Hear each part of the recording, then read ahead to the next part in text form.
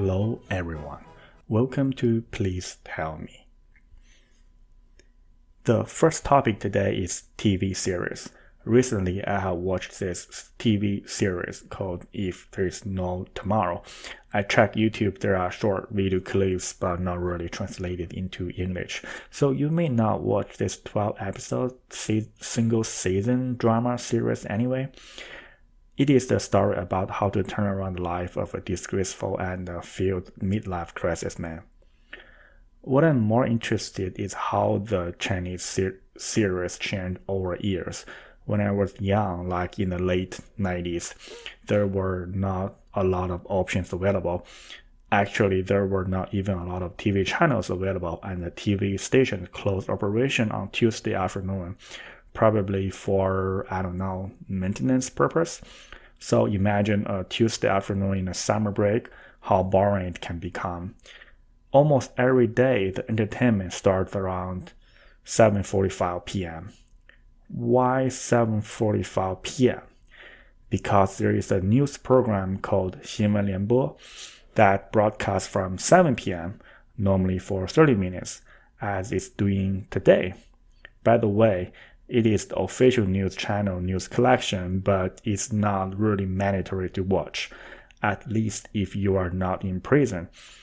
After the news, it would be the weather report, advertisement, etc. Then the TV series started. Most of the time, Chinese TV series are about Asian or modern romance life, or can be any kind allowed. Thanks to the long history, any history clip, no matter it's true or not, can be extended to a 50-60 episodes TV series. Yes, 50 to 60 episodes. In my memory, some of them had like 20, and more have way more than that. I have seen TV series with more than 100 episodes. Each episode takes about 40 to 50 minutes. With that nature, those series pace were extremely slow. In American TV series, a couple can get to know each other, enter a relationship, get married, and then have a baby in one episode. Well, in those Chinese series, it may take 10. And there was also no concept of season at that time. They shot the entire season broadcast. When it's done, it's done. The second season needs to be renegotiated and rearranged with the team. So a lot of times, different seasons may have completely different castings. Another interesting thing was you can watch 2 episodes daily until it's done. So you cannot just skip the Wednesday night for the party because you don't like The Good Wife. If you want to watch it, make it every day. This is basically what happened to Chinese TV series since I was young until today. My parents are still watching 2 episodes after 新闻联播 for 2 hours every day before going to sleep, or most likely falling asleep while watching. However, it has changed a lot since Chinese have more exposures to US TV series. The first TV series I knew was probably The Prison Break. Not Friends, sorry.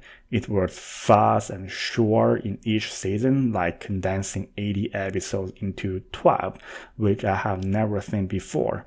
With the internet, the theories in both countries are becoming more and more similar to each other, especially nowadays. For example, the TV series If There's No Tomorrow is a 12-episode single season TV series, but produced to broadcast on internet just like House of Cards to Netflix. You don't have to wait for a certain time to watch or only watch 2 episodes at one time. You can watch as many as you would like at any time without a TV. It seems the Chinese TV series is still on its way of 80 episodes for a lot of TV watchers like my parents. To the new generation, they have caught up with the rest of the world, at least regarding drama series. The next news is interesting.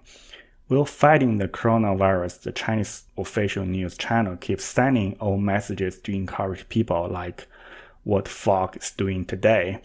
You are doing great, we need you. One slogan the Chinese news channel used, I knew it when I was really young, was every citizen should be responsible for the country's rise and fall. Of course, it's much more beautiful, elegant, and concise in Chinese. This is very interesting. It's interesting not only because it came from the official news channel, and this message is so universal to be applied to every single matter when the country is in crisis. There is a flood, we need you. There is an earthquake, we need you. There is a corrupted government, we need you. We need you. We need you. Not only need you to stay at home, stop working, stop asking, stop thinking, and may need you to donate a few things like your money, health, and life for the rise and fall of this country. This slogan does not seem to encourage, it works like a summon to justify every possible move the government put on people. It defines what it is and how to be a Chinese, which is to sacrifice everything for the country because you, the people, have the responsibility ultimately. Yes, right. You, the people. For whatever reason, you may agree with it. Actually, there is a second half to this.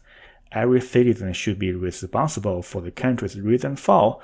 No citizen should be responsible for the country's death. It also reminds me of another famous speech. My fellow Americans, ask not what your country can do for you. Ask what you can do for your country. You know this, right? Eating or food is an important part of any Chinese life. On April 12th, the Chinese Sanitation Department released a statement that it will continue to promote eating separately even after the coronavirus.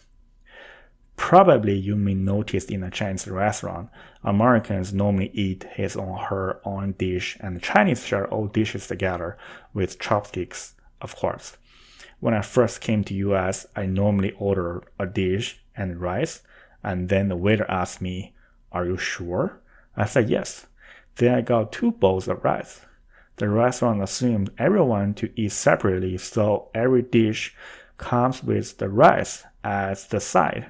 If you order 2 dishes, there will be 2 bowls of rice. It happened while I was in Sedona, Arizona with my wife. We ordered about 4 dishes. I know it's hard to understand, but my wife is a pretty picky person. She would like to eat all kind of different foods at the same time, like vegetables, pork, beef, sweet, spicy, etc. Then we had 4 bowls of rice, and the waiter did not even tell us in advance. Probably she believed we ordered for the entire group. So it was a very full afternoon. It's hard to imagine eating separately in China. Where I grew up, the entire family always ate together. Everyone would sit around the large round table. You may know hot pot is quite popular in China. In the northern part, it's a large hot pot and everyone uses chopsticks to eat from the same pot. When I think about it today, it doesn't seem very sanitary. Well, it's really fun to be around with family and friends to eat from the same pot. More precisely, it's embedded into our culture and genes.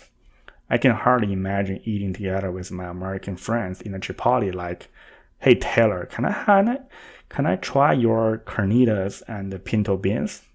It's equally hard to imagine for our entire family to eat separately in a Chinese restaurant and only have my own dish like orange chicken. By the way, orange chicken does not exist in China. Our last news this week is also for eating, but in business aspect.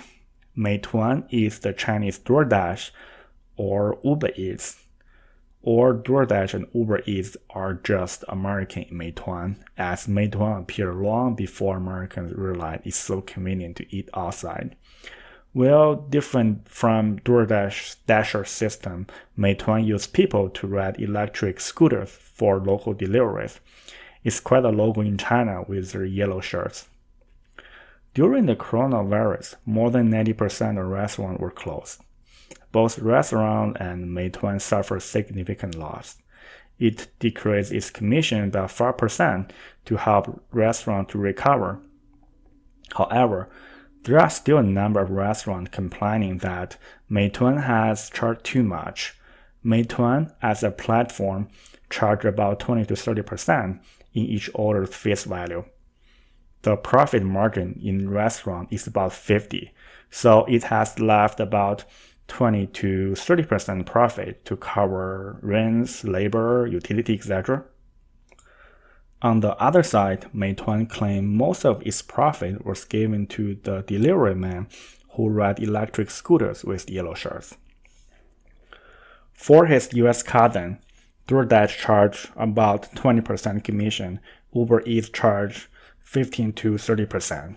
On April 14th, 3 New York City diners filed a lawsuit against the 4 delivery services, alleging that the burden of their fate ultimately falls on customers and delivery companies violates U.S. antitrust laws by requiring that restaurants charge customers the same price for dining in and delivery. Meituan, DoorDash, or Uber Eats, all of them fall into the same logic of how to control the channel. Unfortunately, none of the companies are interested in creating efficiency with values within their system.